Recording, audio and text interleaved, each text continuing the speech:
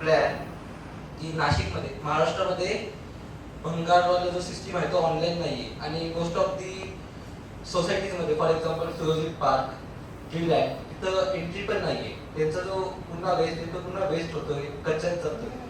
So तुम्ही तिकडं का नाही सर, तुमचा स्कोप वाढू शकतो. ते मी तुम्हाला पण साठी ठेवते.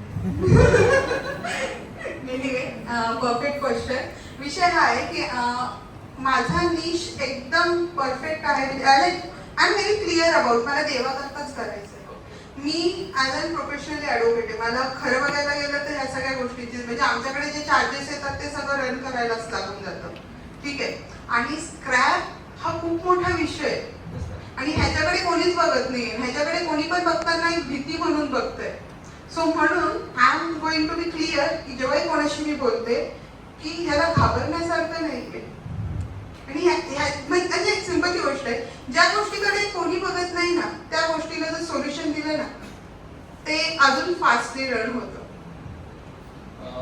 तुम्हाला काय वाटतं, जर माझी ही जी आयडिया आहे की नाशिकमध्ये महाराष्ट्रामध्ये जे स्क्रॅप वाले आहे त्यांचे चेन बिल्ड करू आपण, you can do that. So म्हणजे कितपत पॉसिबल आहे और आम्ही ट्राय करायला हवं, कसं करायला हवं थोडंफार. सिंपल एकच गोष्ट सांगते. ज्यावेळेस मी संपूर्ण एकच गोष्ट मी ह्याला रिलेट करून सांगते. जेव्हा मी घरामध्ये पोतं भरून मूर्त्या घेऊन आली ना, माझ्या मम्मीने मला घराच्या बाहेर ठेवलं. Okay.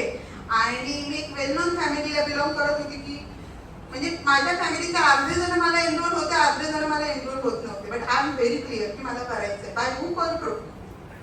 So if you are okay ना, म्हणजे म्हणतो ना, इफ यू आर क्लिअर काय करायचंय देन त्या हिशोबाने you just start your work.